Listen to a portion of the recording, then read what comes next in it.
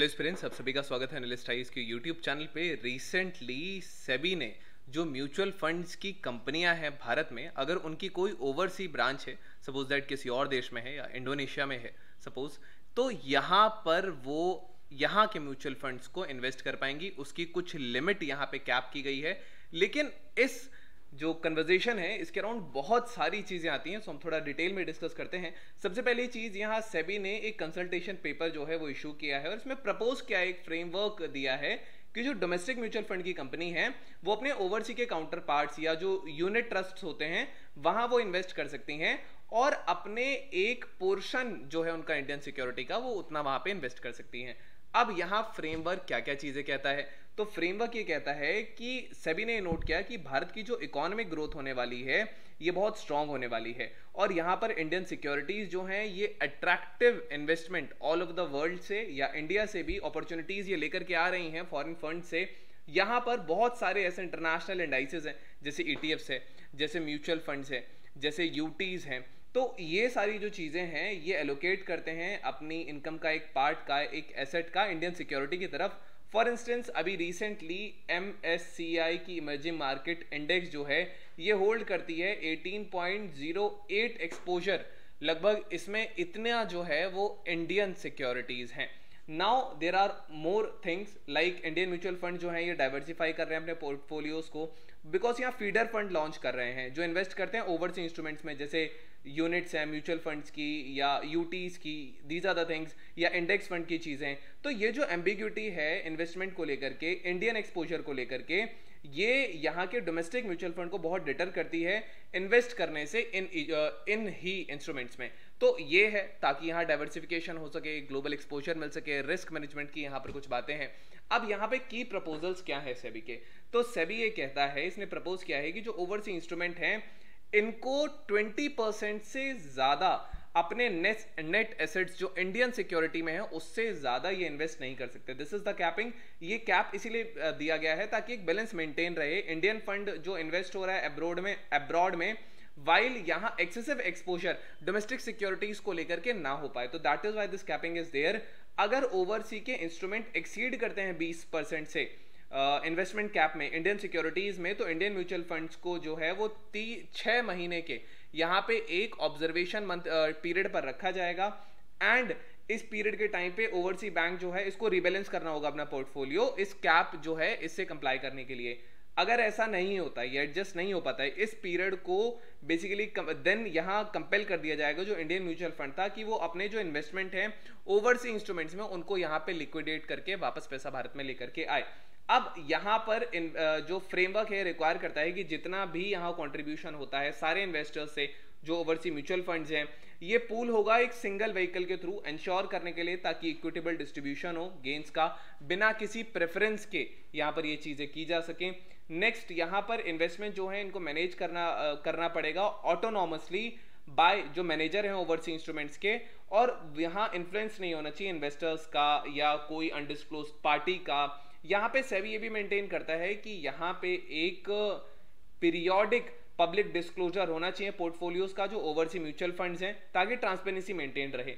जो प्रपोजल है ये स्ट्रिक्टली प्रोहिबिट करता है किसी भी एडवाइजरी एग्रीमेंट को जो इंडियन म्यूचुअल फंड के बीच में है या ओवरसी म्यूचुअल फंड के बीच में है, ताकि कॉन्फ्लिक्ट ना हो, ताकि यहाँ पे एक फेयर प्ले एक्चुअली रह सके। So these are the things which are related to this. अब यहाँ पर इन्वेस्टमेंट लिमिट्स यहाँ पर दिया गया है 20% का, एसेट एलोकेशन यहाँ दिया गया है। तो रेगुलेटर सजेस्ट दैट जो फंड्स हैं वो मेंटेन करेंगे 65% इन्वेस्टमेंट जो है वो डोमेस्टिक एसेट्स में रखेंगे ताकि एडिक्वेट लोकल एक्सपोजर हो सके। यहाँ पे डिस्क्लोजर की रिक्वायरमेंट भी है। नेक्स्ट यहाँ पर जो चीज है, क्या कंसर्न्स हैं, बेसिकली यहाँ पे कंसर्न ये है कि रिजर्व बैंक ऑफ इंडिया का यहाँ पर एक रोल आता है कि रिजर्व बैंक ऑफ इंडिया ने अपर लिमिट ओवरसी इन्वेस्टमेंट के लिए यहाँ पे रखी थी और ये कहा था कि एक कंसर्न है। तो आरबीआई के गवर्नर जो शक्तिकांता दास है उन्होंने किया था कि ऐसे कोई भी प्लान नहीं है कि इस लिमिट को यहाँ इंक्रीज करेगा। इसका मतलब कि ओवरऑल इंडस्ट्री लिमिट जो है ओवरसी इन्वेस्टमेंट के लिए ऑलरेडी एग्जॉस्ट हो चुकी है, इसको फर्दर बढ़ाया नहीं जा सकता। ये कंसर्न है आरबीआई के हिसाब से। देन ये इसका अगर इंपैक्ट देखेंगे तो जैसे इंडस्ट्री की लिमिट ओवरसी इन्वेस्टमेंट के लिए ये इफेक्टिवली एग्जॉस्ट हो जाएगी, तो जो चेंजेस हैं रेगुलेशन में ये बेसिकली इनका एक इमीडिएट प्रैक्टिकल इंपैक्ट देखने को हो सकता है ना मिले। क्योंकि यहाँ जो डाइवर्सिफिकेशन अपॉर्चुनिटीज हैं इंडियन इन्वेस्टर्स के लिए वो भी लिमिट हो सकती हैं। यहाँ पर कंप्लायंस हो पाए, ये जो 20% एक्सपोजर कैप है बाकी रेगुलेशंस के साथ, ये एक चैलेंज पोज कर सकता है, खास करके डोमेस्टिक म्यूचुअल फंड्स को लेकर के, जिनको केयरफुल मॉनिटरिंग की आवश्यकता हो जाएगी। यहाँ मैनेजमेंट करना पड़ेगा उन्हें ओवरसी इन्वेस्टमेंट्स का। तो these are the things, liquidity risk है, करेंसी रिस्क है, रेगुलेटरी ओवरसाइट है, these are the things. Next जो यहाँ पर आता है, what are the mutual funds. तो म्यूचुअल फंड्स बेसिकली एक टाइप का इन्वेस्टमेंट व्हीकल होता है जहां पे मनी मल्टीपल इन्वेस्टर्स से, ऐसे बहुत सारे मल्टीपल इन्वेस्टर्स होते हैं जो इस एक म्यूचुअल फंड में अपना पैसा लगाते हैं। अब यहां पर ये जो पैसा लगता है, ये होता है डाइवर्सिफाइड पोर्टफोलियोज। जैसे यहाँ पे स्टॉक्स में पैसा लगाया जाता है, यहाँ बॉन्ड्स में लगाया जाता है, देन यहाँ गवर्नमेंट सिक्योरिटीज में यहाँ से पैसा लगाया जाता है। जो फंड होता है इसको जो मैनेज करता है वो एक प्रोफेशनल यहाँ पे फंड मैनेजर होता है जो इन सारी चीजों को मैनेज करता है। नाउ यहाँ पर नेक्स्ट क्या होता है, ये फंड के इन्वेस्टमेंट को एलोकेट करता है, ऑब्जेक्टिव जो स्पेसिफाइड होते हैं फंड के प्रोस्पेक्टस में उनको अटेन करने के लिए, अचीव करने के लिए। अब जैसे ही ये यहाँ इन्वेस्ट हुआ, इसके बाद यहाँ पे वापस रिटर्न आएगा। अब यहाँ पे जो रिटर्न आता है इन इन्वेस्टमेंट का, इसको डिस्ट्रीब्यूट कर दिया जाता है इन्वेस्टर्स को। अगर कोई एप्लीकेबल फीस लगी है, कोई यहाँ एक्सपेंस एक्स्ट्रा लगा है, उसको काटने के बाद इनको वापस से यहाँ जो इन्वेस्टर्स थे उनको दे दिया जाता है।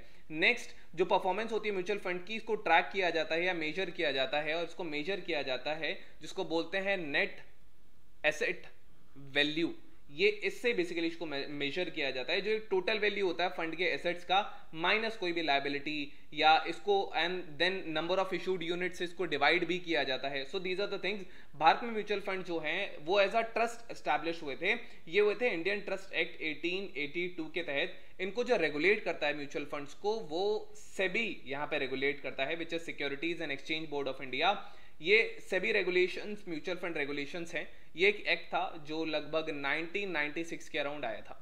तो these are the things. Mutual fund जो हैं ये मैनेजमेंट फीस भी ले सकते हैं, बाकी एक्सपेंसेस लेते हैं जो फंड के ऑपरेशन को लेके होते हैं, जिनको सेबी रेगुलेट करता है और स्पेसिफाइड लिमिट्स के अंदर ही आते हैं। So these are the things.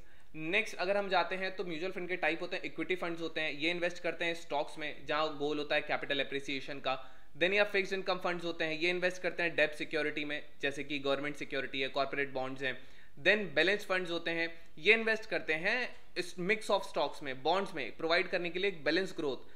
Then यहाँ पे इंटरनेशनल फंड्स होते हैं, ये इन्वेस्ट करते हैं सिक्योरिटीज में, कंपनीज में जो इन्वेस्टर की होम कंट्री के बाहर होते हैं। ये इस टाइप के म्यूचुअल फंड्स होते हैं। अब इनको रेगुलेट करता है सेबी की रेगुलेशंस में, ये इस एक्ट के अंदर आता है। इन्वेस्टमेंट रिस्ट्रिक्शंस, ये बेसिकली लिमिट होता है एक्सपोजर का इंडिविजुअल सिक्योरिटी सेक्टर या एसेट क्लासेस पर। डिस्क्लोजर के रिक्वायरमेंट होते हैं, मैंडेटरी डिस्क्लोजर होना चाहिए फंड पोर्टफोलियो का, परफॉर्मेंस का, फीस का।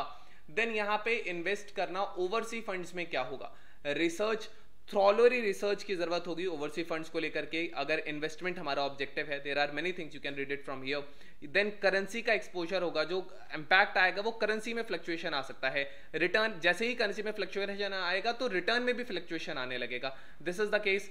देन यहाँ पर, और ये बहुत ज्यादा हेजिंग मैकेनिज्म देने लगेगा। देन यहाँ पर रेगुलेटरी, ये अंडरस्टैंड करना जो लेवल ऑफ रेगुलेटरी ओवरसाइट और इन्वेस्टर प्रोटेक्शन है, खास करके फॉरेन मार्केट में जहां फंड ऑपरेट कर रहा है, ये थोड़ा सा जरूरी है। कंक्लूजन में आते हैं तो यहाँ पे अपॉर्चुनिटी का डाइवर्सिफिकेशन है, ये जो फ्रेमवर्क देता है। केयरफुल एवेल्यूएशन की जरूरत है, खास करके वो लोग जो यहाँ निवेश हैं, जो निवेशक हैं, जो इन्वेस्टर्स हैं, यहाँ पे एक रेगुलेटरी ओवरसाइट होनी चाहिए इन्वेस्टर को प्रोटेक्ट करने के लिए, या अगर करेंसी में फ्लक्चुएशन होता है तो। Now we have our today's question. Question says, what happens if overseas instruments exceeds the 20% cap on Indian securities? The Indian mutual fund investing in it receives a penalty. The overseas instruments is automatically delisted. The Indian mutual fund is allowed to continue investing but cannot vote. The Indian mutual fund has a 6-month observation period to rebalance the portfolio. So which of the following are correct?